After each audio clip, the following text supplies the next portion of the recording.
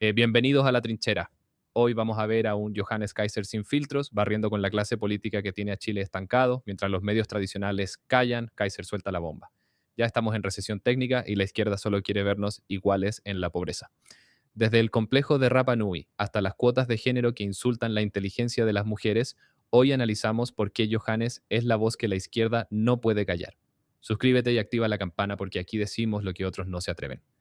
Aun cuando tiene normas que van al medio ambiente, normas que efectivamente tienen que ver con el desarrollo económico, una reforma Es que tributaria, están todas pesca. dirigidas a la misma idea, que es echar a andar las fuerzas vivas del país. Y en ese sentido, el problema era que en esta norma originalmente se había considerado incluso meter cosas de seguridad.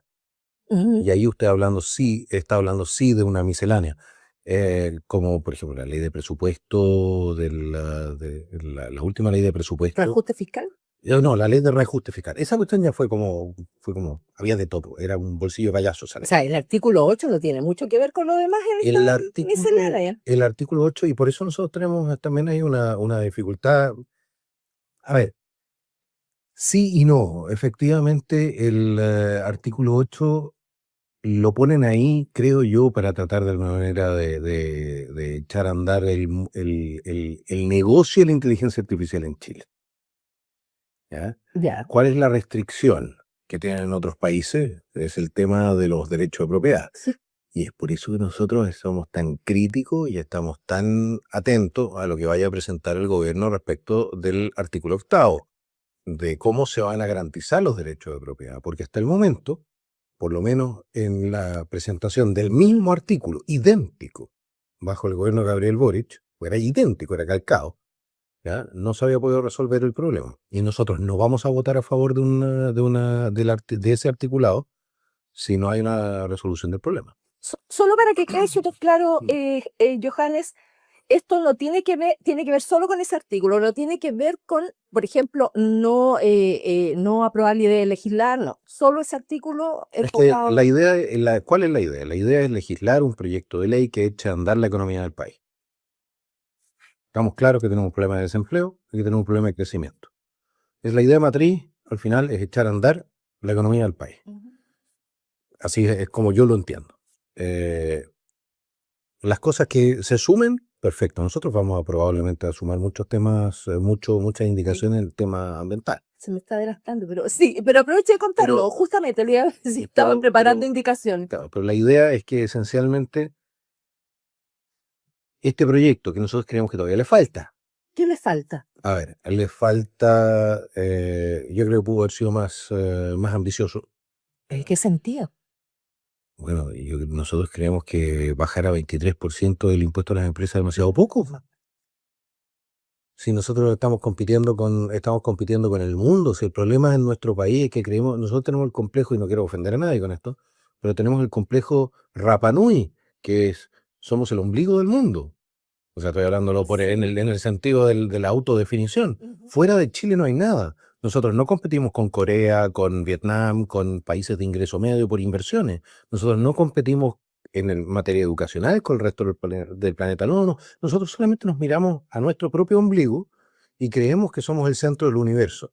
¿Ya? Somos chilecéntricos a un nivel en materia económica, en materia filosófica. ¿Usted cree que sí, que somos así? Sí, Porque no en materia de abrirles al mundo. No, de copiar cosas de fuera.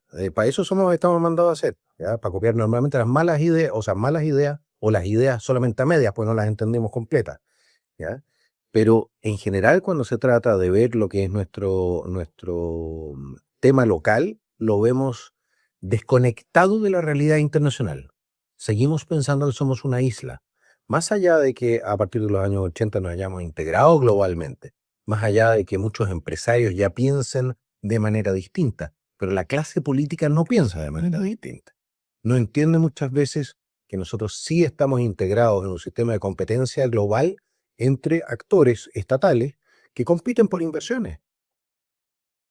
Y bueno, y al final como las lucas del management de esta república llamada Chile está garantizada por los impuestos, tampoco les importa si los resultados de la compañía son muy malos. Pero en ese contexto, entonces, usted, cuando dice encuentran que todavía es poco, ¿A cuánto es lo ideal, a su juicio, Nosotros llegar? nosotros, antes de que la clase política empezara a farrearse el crecimiento de este país, nosotros estábamos en 15 y teníamos un crecimiento de más del 5. Habría que volver a eso. Nosotros deberíamos volver a eso. Irlanda tiene el 15, es cierto que se aprovecha comparativamente 13, hablando. el 13. ¿Está en el 13? Si no me equivoco, lo leí hace unos días. Pues yo pensé que estaba en el 15. Bueno, en todo caso, sé que el año pasado tuvieron un crecimiento del 12,5. ¿Saben lo que significa eso para las finanzas públicas? Pero eso es inversión, Johannes, porque Irlanda se caracteriza porque desde que tienen o sea, por tener los impuestos tan bajos, se han ido muchas compañías, las casas matrices de compañías, a instalar a Irlanda. Lo que hacen es pagar impuestos allá, poco, pero que para Irlanda es mucho. Entonces, pero no es que vayan a hacer grandes proyectos de inversión en Irlanda. Yo tengo entendido de que efectivamente puede que no haya grandes proyectos de inversión, pero lo que es todo lo que es el aparato que apoya esas centrales de grandes corporaciones. Más investigación muchas veces, y sí, los impuestos. Que son hartos, Hacer, sí, bueno, en eso sí. entonces, no, sí, a la izquierda le debería encantar el modelo irlandés. ¿Por qué? Pues resulta de que de que allá pueden cobrar más impuestos. Efectivamente, tú tienes una tasa que es baja, pero tienes una recaudación permanentemente creciente para el fisco. Yo a veces me pregunto, y de hecho yo creo que está contestada la pregunta, ¿ya? A la izquierda no le interesa recaudar más plata. Es mentira. Lo que le interesa es que seamos más iguales. Eso lo dijo en su momento Camila Vallejo, lo ha dicho durante los últimos 5, 6 años, 10 años. La pelea en Chile no ha sido recaudar más recursos, ha sido aumentar la igualdad, ha sido bajar a los niños de los patines, ha sido destruir, o sea, nosotros éramos supuestamente el país más desigual del mundo. Les recuerdo que estamos más o menos al mismo nivel de Venezuela, pero por lo menos no nos estamos muriendo de hambre en materia de desigualdad, Gini. ¿Ya? Ok, entonces, te voy a decir una cosa. La tarea de toda la clase política en Chile, incluidas personajes como Joaquín Lavín, que también decía que era mejor que fuéramos más pobres pero más iguales, no sé si se acordarán de eso, yo tengo una memoria larga en materia política, o la señora Evelyn Matei incluso, que también se planteó en una posición bastante socialistoide, de borde. Johannes, ¿qué sentido tiene, a propósito de revertir ciertas cosas, qué sentido tiene avanzar en esta reforma tributaria, ley miscelánea, si en 4 años más podría ocurrir que el próximo gobierno desandara lo andado? Bueno, el mismo ¿No genera eso más incertidumbre que estabilidad? No, la lógica entonces, ¿para qué me ducho si mañana me voy a ensuciar de nuevo? Ya, Pero o sea, partamos de la premisa de que podemos aprender de nuestros errores, y si se realiza esta reforma y efectivamente tiene el impacto deseado, es decir, echa a andar la economía, yo creo que van a haber pocos políticos que puedan defender el echarla abajo de nuevo. Ahora, si la quieren echar abajo, en Chile existen suficientes psicópatas o sociópatas políticos, ¿no? Que están dispuestos a ver el mundo arder en tanto pueden avanzar su agenda de destrucción de nuestro sistema social. esos son el El PC y el Partido Frente Amplio. Comunista, el Frente Amplio, partes del Partido Socialista, especialmente de esa juventud que se dice marxista-leninista. Pero no solamente ellos, también ciertos elementos que se consideran dentro de lo que es el resto del escenario político, ciertos elementos que se creen súper progresistas, pero al final no son nada más que destructores de las categorías sociales básicas que permiten que una sociedad funcione. ¿En la centro derecha los hay? También. Como para hacerme una idea, porque no se me ocurre La ninguno. ley de género. ¿Quiénes votaron a favor de la ley de género? Que lo que hace es obligar al ciudadano a mentir. Un hombre no se puede transformar en mujer por mera declaración de voluntad, y viceversa tampoco. Punto. ¿Qué tan totalitario se tiene que ser, ya, estos supuestos liberales, para venir a obligar por ley a la gente a mentir? Eso sí Es que que es yo entiendo distópico. que no es que se obligue a Sí, algo, se sino que se le da la posibilidad que el que desea hacerlo Sí, pero yo estoy pueda. obligado a reconocer eso como cierto Eso sí. legalmente. Y eso es absolutamente inaceptable, porque me están obligando a aceptar como verdad oficial una mentira. Ya, no nos salgamos mucho del tema económico. Pero no crea que no tiene impacto. No, sí. No crea que no tiene impacto, porque usted se empieza a meter, por ejemplo, en el derecho de propiedad de las empresas, estableciendo cuotas dentro de los directorios. En los directorios para mujeres. ¿Y por Pero qué? ¿por qué no hay mujeres en los directorios? Porque Pero tiene que un haber... momento, ¿usted cree que una empresa, a ver, estamos aquí en el diario financiero, hablemos de cifras, ¿ya? ¿Usted cree que una empresa no va a contratar a una mujer por qué? ¿Porque simplemente es mujer? ¿O porque que le sale más cara, por eso no las ah, contratan. porque le puede salir más cara? Perfecto. Pero a ese nivel efectivamente es una mujer, ok, si usted tiene una dama que es contratada, tiene 35 años, es brillante, absolutamente brillante, usted la coloca en una posición absolutamente decisiva dentro de la empresa. Si se queda embarazada, le queda la escoba en la empresa. Sí. O sea, Sí. sí, claro. ¿Usted cree que los chinos van a tomar ese tipo de decisiones? Probablemente no. Es el punto es que usted tiene que lograr una especie de equilibrio, pero Es si que usted va a ese es lograr el el punto, equilibrio, justo. no lo haga por ley, porque si lo va a hacer por ley, lo que está generando es lo mismo que pasa en Noruega. En Noruega tienen lo que se llaman las faldas doradas, que son, Mujeres... no, son 3 o 4 mujeres, o 10 mujeres, una cosa así, no más, ¿Mm? no más, porque estas cuestiones son para una pequeña élite, Sí, ¿ya? sí, eso sí. Para una pequeñísima élite, que entonces están en todos los directorios. Ah, Para cumplir con la las cuota, cuotas. para cumplir la cuota. Entonces, ¿y cuál es el resultado de eso? Una peor gestión de los directorios.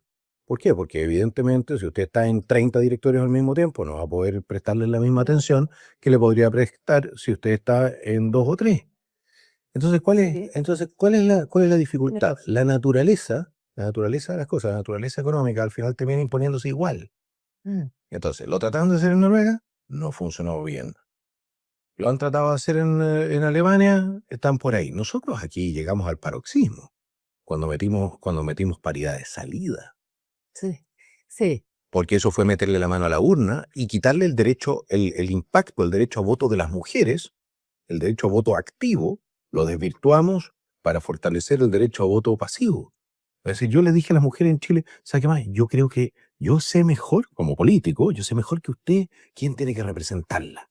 Lo que le conviene en el fondo. Entonces, eso es de una soberbia, un paternalismo, a propósito de que no le gusta tanto el patriarcado, ya. Esto es de un paternalismo respecto del ciudadano en general y de la ciudadana en general, que es simplemente inaceptable. Diputado, no me quería salir mucho del tema económico, pero ya que abordamos este tema, un grupo transversal de diputados, entre que está, la que más recuerdo visiblemente es la diputada, la vicepresidenta de la Cámara, Jimena Sandón, presentaron un proyecto justamente para aumentar el plazo ¿cómo se llama? De la paridad de género en el Congreso. La cuota, digamos, la cuota de mujeres en el Congreso, porque esto vence, según la normativa que nos rige ahora, el 2029. Ahí terminaría, porque ahí No se conozco el calculó en detalle, su minuto, no conozco el detalle, pero así es. pero sí le voy a decir una cosa. ¿Hasta cuándo? ¿Hasta cuándo trata? Porque nuevamente esto es para 75 mujeres. Bueno, claro, no muchas tienen la facilidad de poder ser candidatas. Entonces, 75 mujeres podrían beneficiarse de esto. En este momento tendremos 40, 50 mujeres en el Congreso, por lo menos. Sí, hay ¿Ya? más, hay más. Bajaron respecto del año anterior, si no me equivoco, pero no estoy segura. ¿No? Puede ser, pero quizás haya un par de hombres que se identifican como mujeres, entonces equilibramos la cuota. El punto es que usted no se meta con el derecho a voto. El derecho a voto es soberano. Los políticos, usted tiene que decidir si usted quiere que las personas tengan una representación política individual o colectiva. Y si es colectiva, entonces yo quiero saber dónde está la cuota de doctores, y dónde está la cuota de obreros de la construcción, y dónde está la cuota de pescadores, y dónde está la cuota de agricultores, porque si vamos a hacer las cosas así como lo hacían los fascistas, en su gran consejo fascista, donde estaban representados por corporaciones, o sea, por colectivos, los distintos intereses dentro del Estado, entonces hagámoslo bien, lo hacemos completo entonces. Yo creo en la democracia liberal, una persona, un voto, y eso significa que también las mujeres tienen derecho a elegir a quien quieran y a ser representadas ellas por quien quieran. Pues se ve siempre, nuevamente, se ve desde el punto de vista del derecho a voto pasivo. Sí. Pero si el 50 más 1, porque casi el 51, Mm. 52% de nuestra población, que son mujeres, decidiese elegir solamente mujeres, tendríamos un Sí. Congreso solamente de mujeres. Así es. Ahora, la ley funciona para ambos lados, porque no habla de mujeres, habla de quién. Sí, seamos, Sí. seamos claros, sí, esta cuestión es hasta que empiece a funcionar a la inversa y entonces van a derogar la ley. El punto es que usted no puede andar sacando ventajas hoy día a través de la ley. No corresponde. Yo creo que hay suficientes mujeres extremadamente capacitadas que salen adelante y sacan sus votaciones Sí, por sus propios medios. sí. Y no me puedo imaginar a las sufragistas de la primera época diciendo, ay, no, nosotros no solamente queremos derecho a voto, sino que queremos también que nos aseguren, entonces los cupos.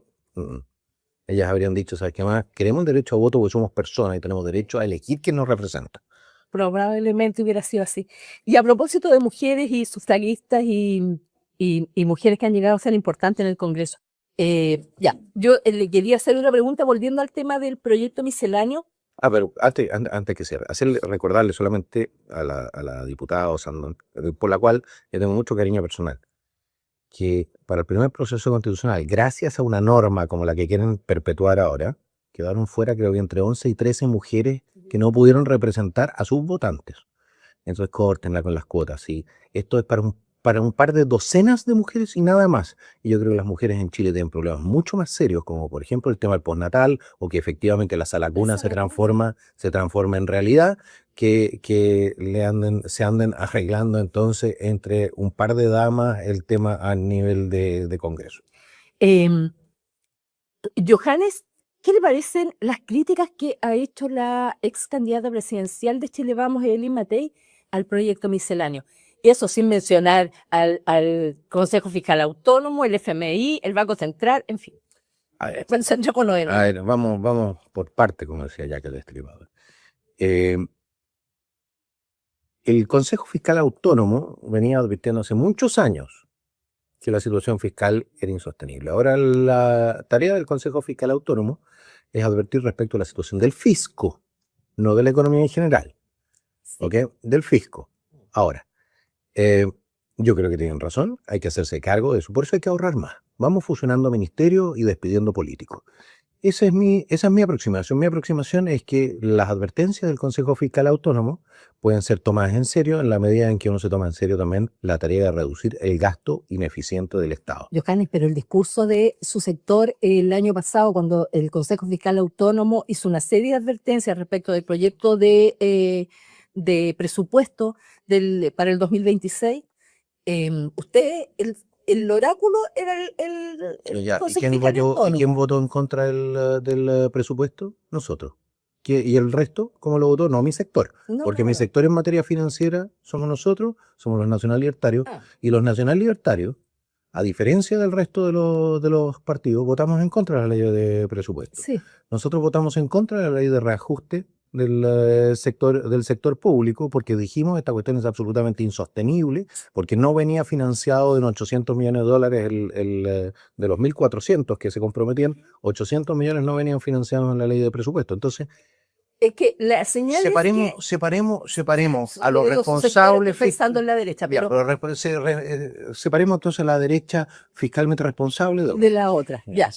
Pero en ese contexto, a lo que yo quería llegar es que, si bien en su momento hizo la crítica, ahora de nuevo hace una crítica y hace una advertencia, que es la alerta, es que el fisco no va a recibir ingresos hasta a lo menos 2031. No. Y eso No es que nos vaya a recibir ingresos. Yo creo que esa descripción no es correcta. Lo que pasa es que la evolución del crecimiento económico entonces llevaría a un equilibrio la cuenta fiscal recién el 2031.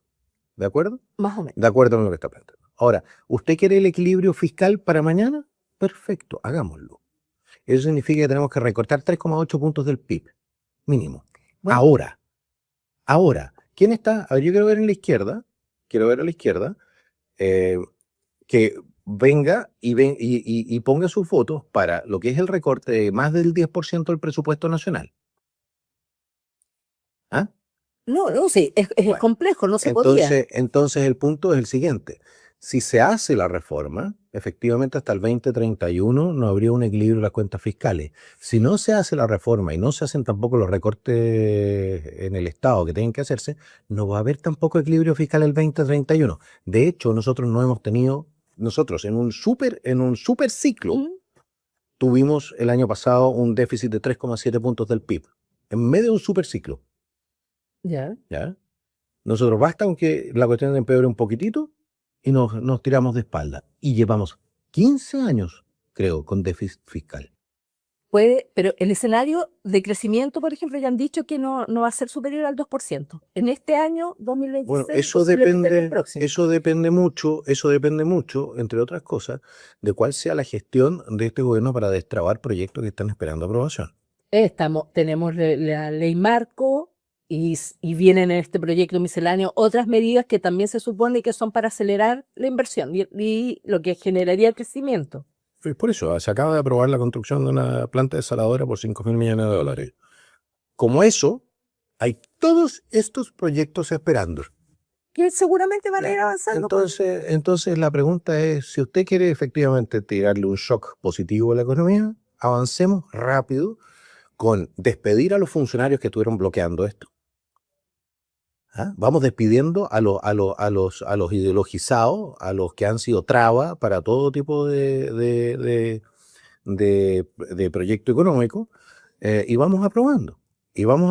Y que el sector privado se ponga en marcha nuevamente. Y vamos también derogando normas que lo que han hecho ha sido impedir que se avance en todo tipo de proyectos. ¿Cómo cuáles? La ley Lafkenche, 169 de la OIT, estamos hablando de las normas que paralizan obras en razón del Consejo de Monumentos Nacionales.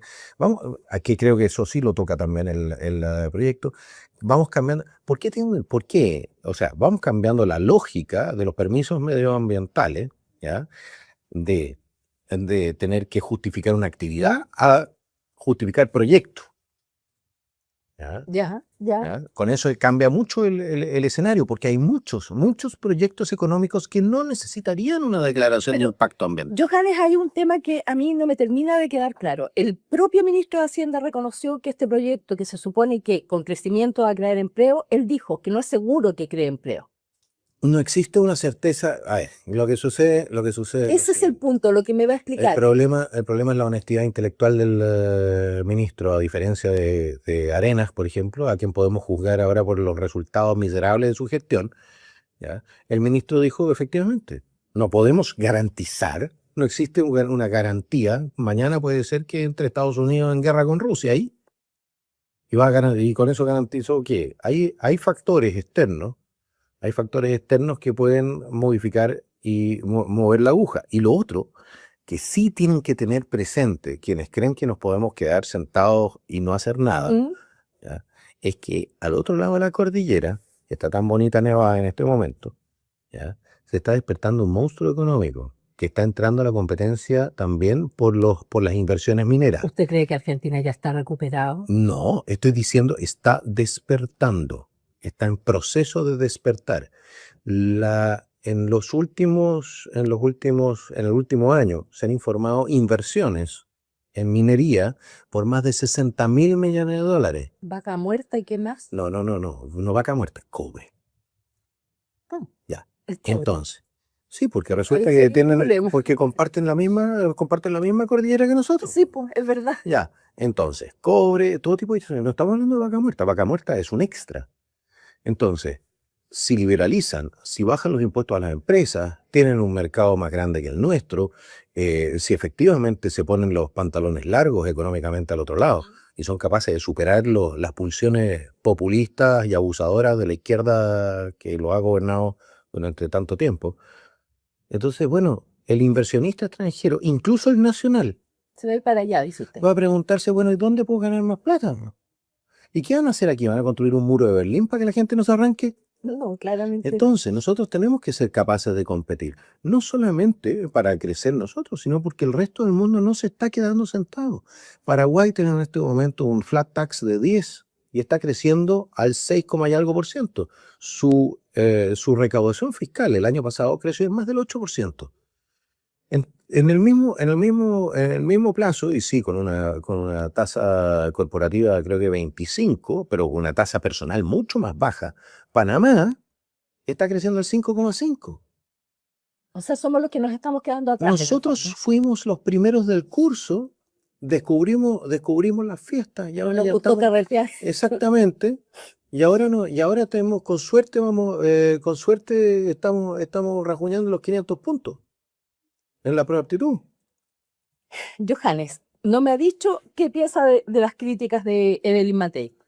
Creo que son, Y se lo pregunto porque ella es economista, no es... mire, en primer lugar, cuando usted critica las contribuciones después de haber propuesto usted misma la eliminación de las contribuciones a la primera vivienda, entonces yo le quiero preguntar si usted es consecuente consigo mismo.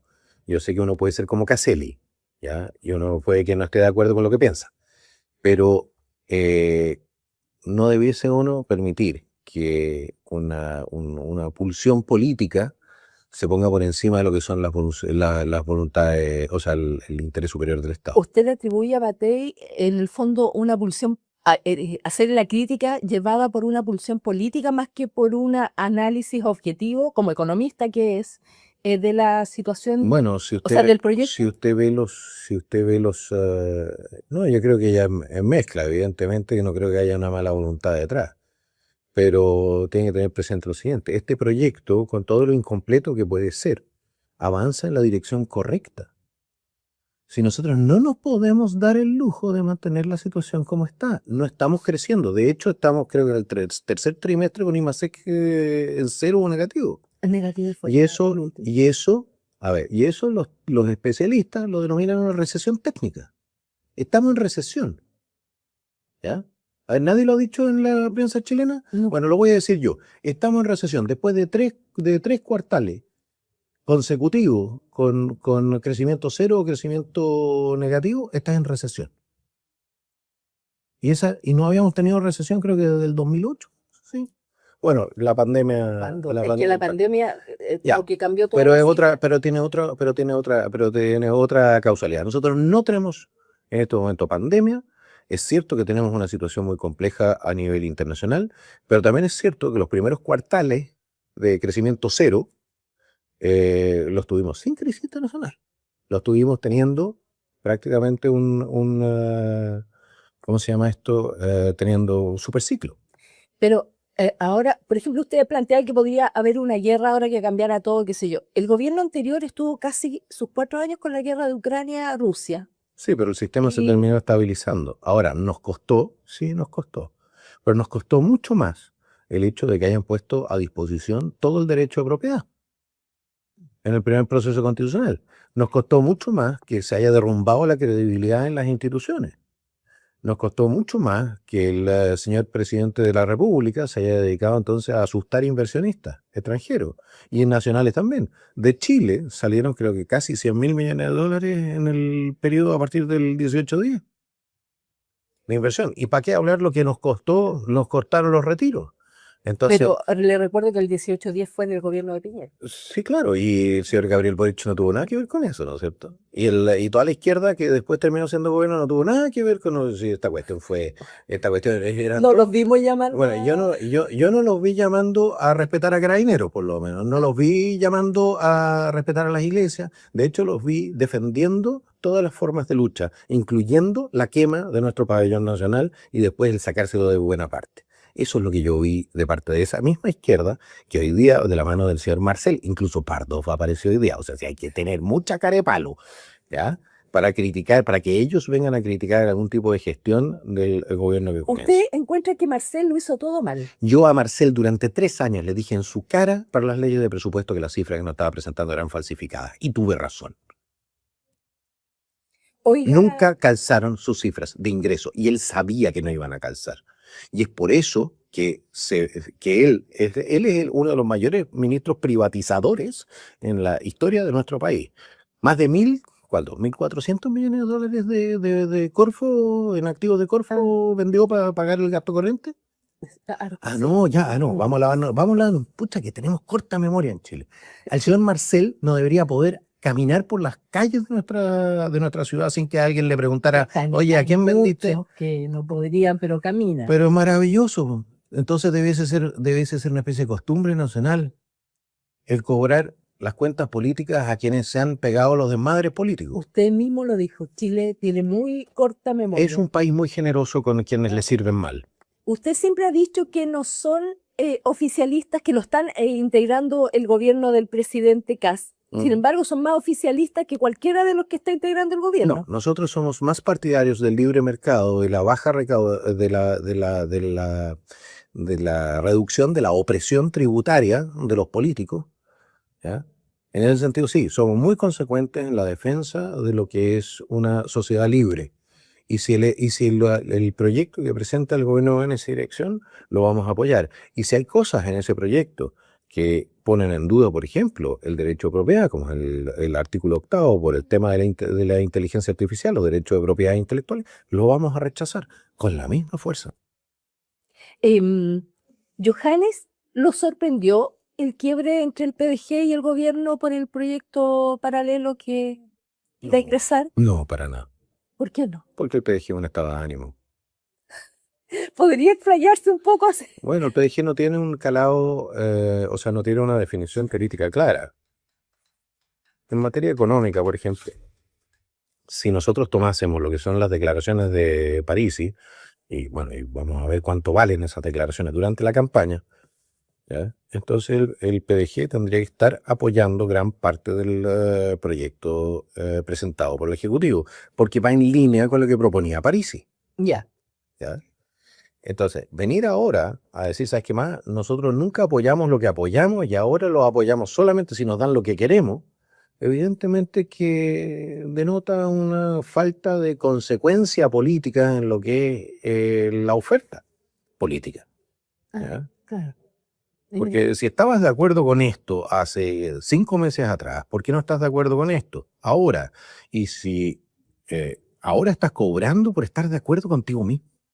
O sea, pero los acuerdos se llegan, a los acuerdos pero se llegan estás en cobrando, política. pero ¿cómo vas a cobrar por estar de acuerdo con lo que tú mismo pedías?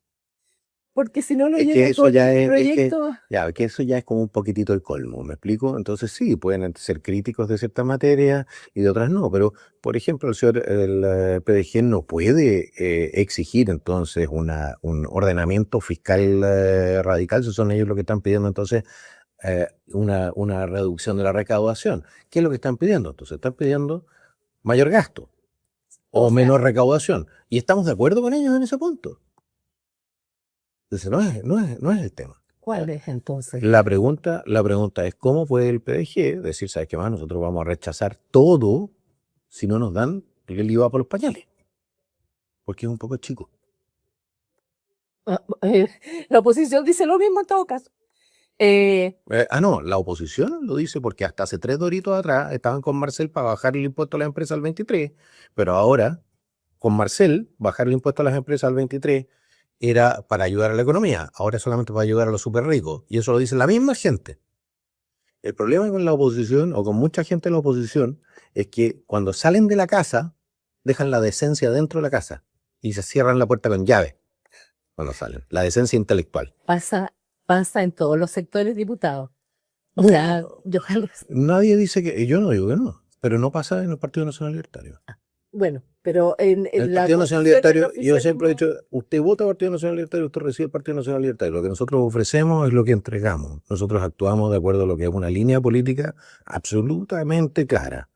Y sí, de repente tenemos que hacer lo que planteaba entonces la señora Matei, tenemos que cocinarnos un par de anfibios, ya tenemos que tragarnos un par de sapos en materia política, pero avanzando en la dirección de lo que nosotros queremos, que es una sociedad más libre, donde nuestros ciudadanos estén más empoderados respecto de un Estado que les tenga más respeto. Ha sido un gusto. Bueno, nosotros no consideramos que sea tan misceláneo, pero bueno, encantado. Y muchos saludos a todos ustedes que a través de sus empresas, en su trabajo, sus profesiones liberales, ayudan a financiar este monstruo llamado el Estado de Chile. Johannes Kaiser fue clarito. Chile tiene el complejo Rapa Nui. Nos creemos el ombligo del mundo mientras los inversionistas se escapan a Argentina, Paraguay o Irlanda. Pero lo más grave es lo que la prensa oculta. Kaiser denuncia que ya llevamos 3 trimestres con crecimiento cero o negativo. Estamos en recesión técnica, señores. Y mientras el país se hunde, la izquierda sigue preocupada de su agenda ideológica en lugar de bajar los impuestos al 15% para que volvamos a competir de verdad. Dato mata relato. ¿Se acuerdan de cuando decían que querían recaudar más para el Estado? Kaiser revela la gran mentira. A la izquierda no le interesa la plata para los chilenos, les interesa la igualdad hacia abajo. Como bien dijo Johannes, su meta es bajar a los niños de los patines. Prefieren un país pobre pero igualitario antes que un país próspero donde el mérito valga. Por eso defienden cajas pagadoras en cultura y ministerios llenos de operadores políticos en lugar de fomentar la inversión real. Pero el momento más brutal de la entrevista fue cuando Kaiser se refirió a las leyes de género. Fue enfático. Estas leyes obligan al ciudadano a mentir. Un hombre no es mujer por declaración de voluntad y obligar a la gente a aceptar eso como verdad oficial es, en palabras de Johannes, totalitarismo puro. Y no se quedó ahí, atacó las cuotas de género en el Congreso y directorios, calificándolas de un paternalismo soberbio que le quita el derecho a las mujeres de elegir a sus representantes por capacidad y no por género. Se acabó el paternalismo progre. Kaiser cerró con una frase para el bronce. Chile tiene memoria corta y es muy generoso con quienes le sirven mal. Mencionó a Marcel, a quien acusó de falsificar cifras para ocultar el desastre fiscal. Es hora de empezar a cobrar las cuentas políticas. ¿Crees que Kaiser tiene razón y Chile ya está en una recesión que el gobierno intenta ocultar? Comenta recesión real y comparte este video para que nadie olvide quiénes son los responsables del caos. Dale like, suscríbete y quédate en la trinchera nacional. Nos vemos.